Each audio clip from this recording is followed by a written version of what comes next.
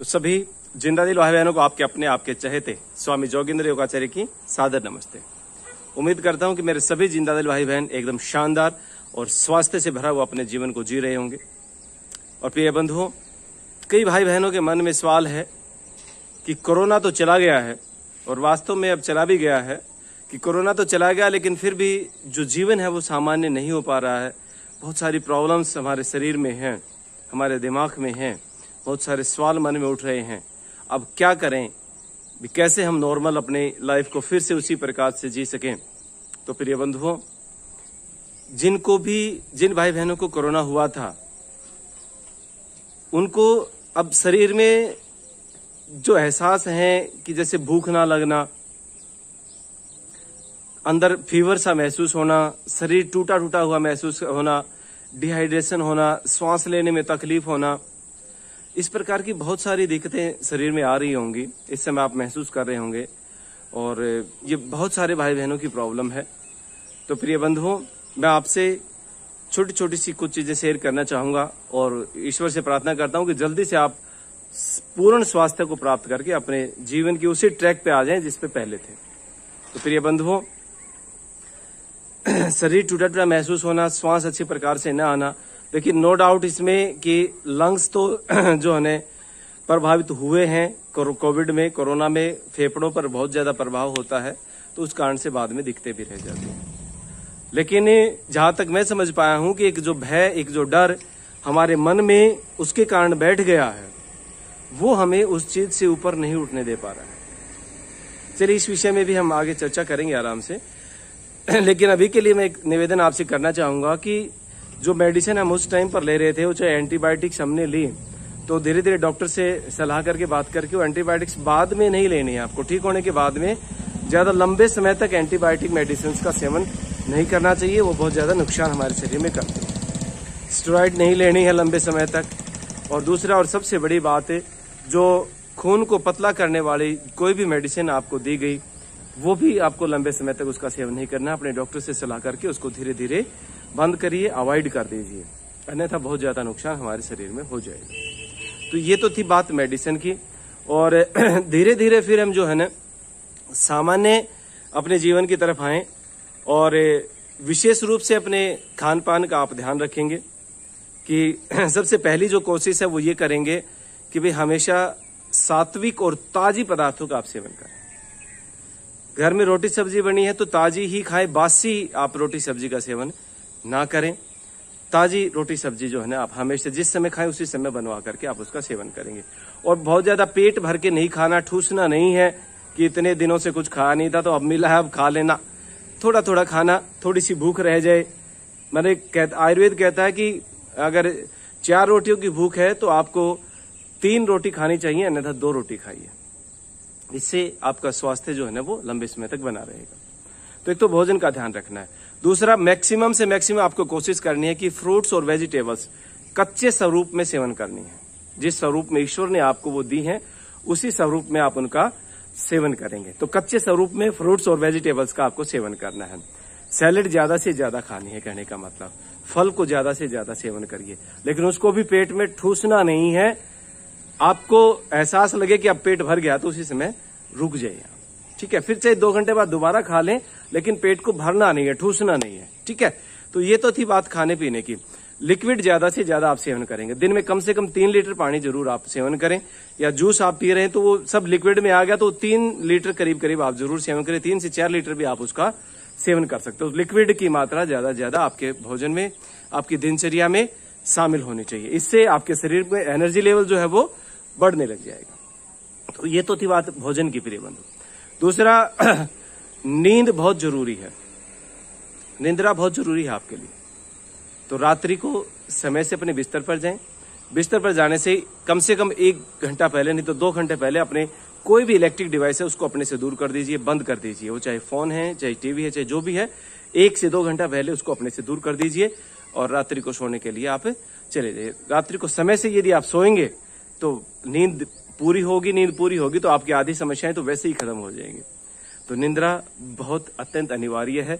तो दिन में कोशिश करें ना सोएं, प्रैक्टिकली कार्यों में इन्वॉल्व रहें दिन में, और रात्रि को समय पर सोने के लिए चलाएं। इलेक्ट्रॉनिक डिवाइस जो है ना वो 1 से 2 घंटा पहले दूर कर देंगे। ये सोने की बात है।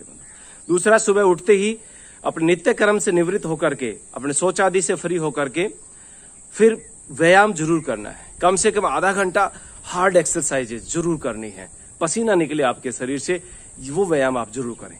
दूसरा, हमने पिछली वीडियो में लंग्स के लिए कुछ एक्सरसाइजेज बताई थी आपको, फेफड़ों के लिए, वो एक्सरसाइज आप जरूर करें, प्राणायाम जरूर करें, जिससे कि आपके फेफड़े स्वस्थ रहें।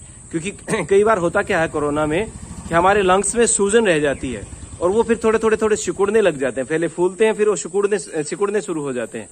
तो उस अवस्था में यदि आप श्वास, एक विशेष अभ्यास है, श्वास को अंदर भर के रोक करके रखें, ऐसा पूरा इसको मैक्सिमम टाइम तक श्वास को अंदर रोक करके रखेंगे, छाती में भर के रखें, और जितना ज्यादा आप श्वास को रोक करके रखेंगे उतना ही ज्यादा आपके लंग्स जल्दी जो है ना स्वस्थ हो जाएंगे, जल्दी रिकवरी कर जाएंगे।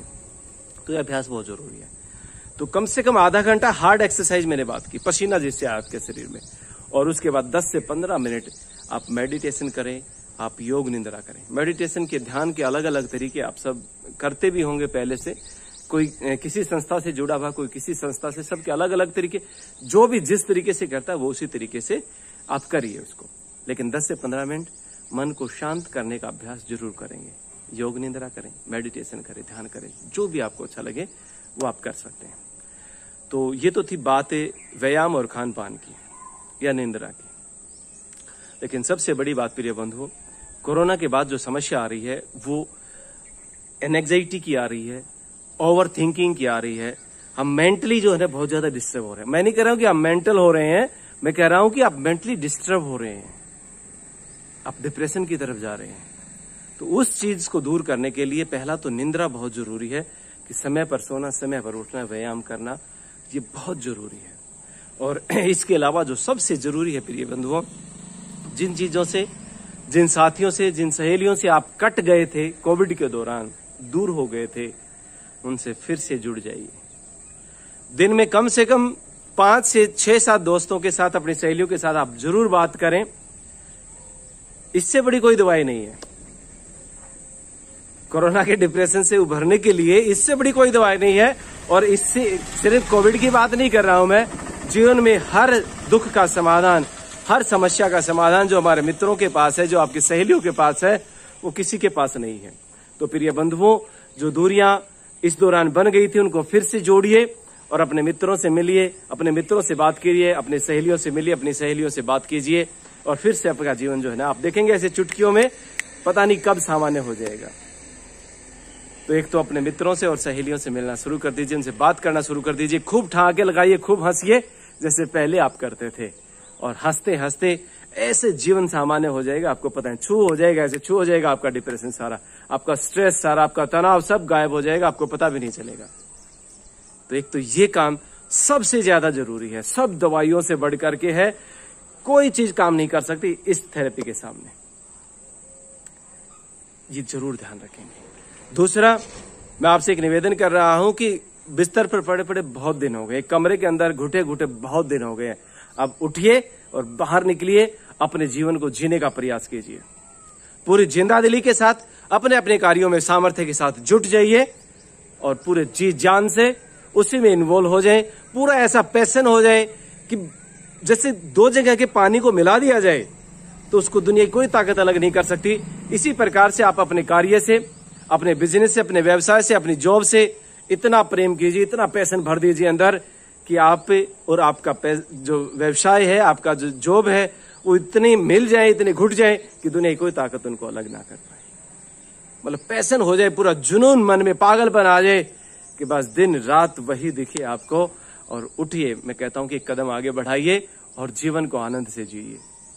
यही एक रास्ता है इस चीज से बाहर निकलने का, उभरने का। तो मेरा आप सबसे निवेदन है कि फिर से अपने दोस्तों के साथ मिलना जुलना शुरू करें, फिर से अपने दोस्तों के साथ बातचीत शुरू करें, जो ना मिल पाए वो अपने दोस्तों के साथ फोन पर बात करें।